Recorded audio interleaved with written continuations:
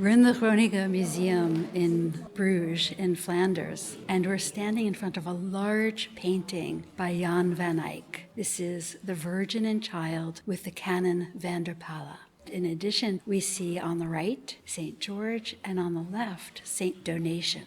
And St. Donation is the patron saint of the Cathedral of St. Donation, and that was where this painting was located.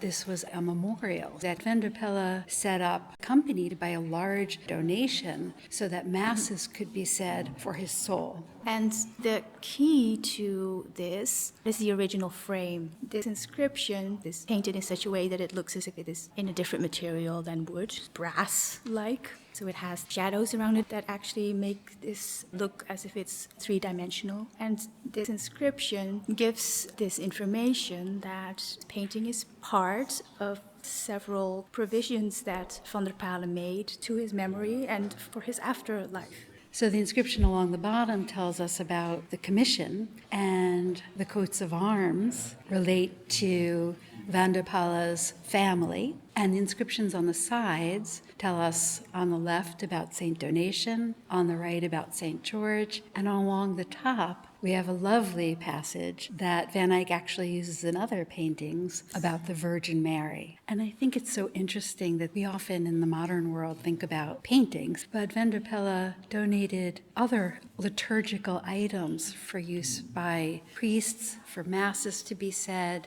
Yes, this means that a lot of the context in which such a painting would have functioned is indeed lost. So the canon was a very wealthy man. He is committed to spending his wealth in the last years of his life to ensure that his soul will be released as quickly as possible from purgatory. He's chosen the most famous artist to paint his memorial. Van der Paele was born in Bruges, but was in fact a man of the world. He was very high clergy, he had a splendid career, was very ambitious, and in fact worked for the papal curia. And that career took him all over Europe.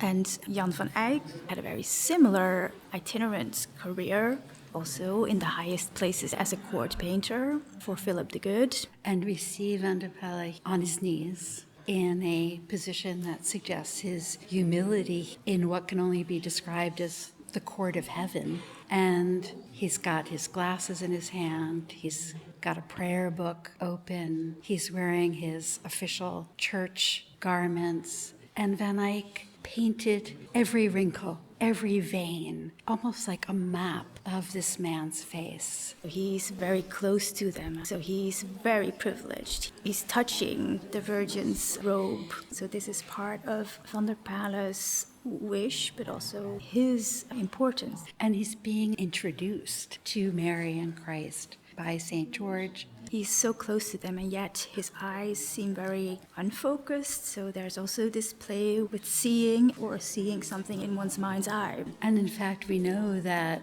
at this time, people were encouraged in prayer to visualize Mary, to visualize Christ, to visualize episodes from their lives. And this lack of focus does suggest that kind of internal, imaginative kind of seeing. Exactly, but then there's this wonderful complexity. You can see how shiny the tiled floor is, how heavy the carpet feels, how it's woven, how it folds over the steps. You can also see how incredibly heavy the cope of St. Donation is with that very thick brocade, how it's even lined also with a different color.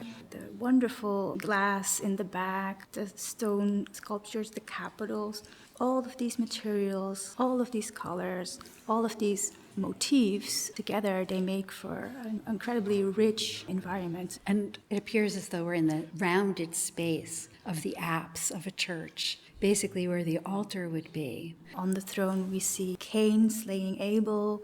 On the other side of the throne, we see Samson and the lion. There are sculptures in niches of Adam and Eve.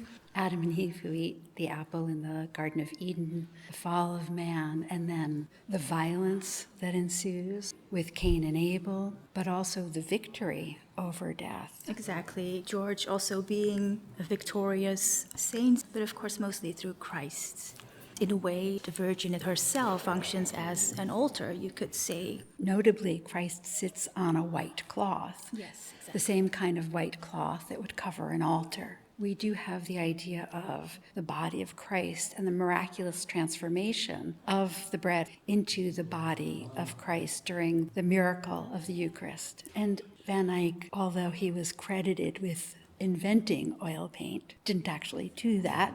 But boy, can he make oil paint look like all of these different textures. And I suppose the one that gets most noticed is the reflection in the armor of St. George. We see a standing figure wearing a long garment and a red headpiece. All of this material splendor, jewels, pearls, gold, expensive fabric, embroidery, suggest to us the beauty of heaven. And it also reflects the material wealth that was present in the city. Bruges, at this point in time, was a very wealthy city, buzzing with people from all over the world. And Bruges had a very important function because of its location and because it was close to the sea. It was also on the important land routes that connected other commercial centers. And people of the time, we have records of them saying, everything that you would wish for, you could find it here in Bruges. The carpet we know was imported. It was made in what is present-day Turkey. And the tiles, too, imported from Valencia, perhaps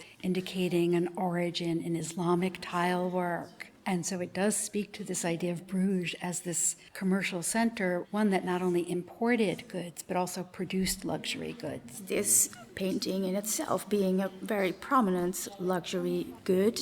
Also elements like the parakeet. It was said to speak, of course, and then speak Ave. On the other hand, birds like these were also kept at court and thus at the same time are also an important marker of wealth and of status. I think it's important to remember that at this moment, Van Eyck is court painter for Philip the Good, who is, for all intents and purposes, the wealthiest man in all of Europe. So a person who could command the most expensive luxury goods and the best artists of his day to come work for him. And we're not talking just about painters, but all manner of luxury items could be found at Philip's court. But those artists, in turn, benefited from that milieu, being able to use the best materials, of course, the most expensive materials. So the space at the same time is very convincing with these beautiful columns and capitals and glass. At the same time, it is manipulated in such a way that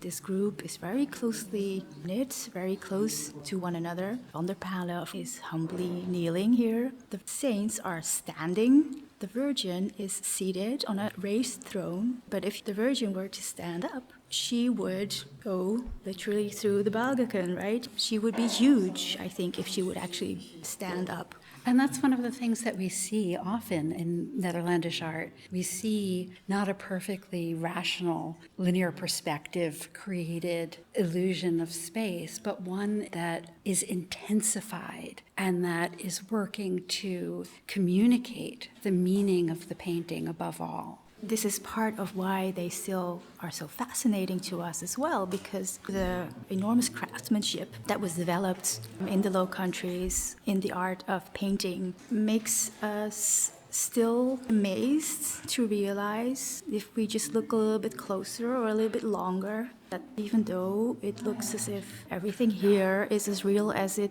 could get, that this is an illusion, and this is what Jan van Eyck has made us see.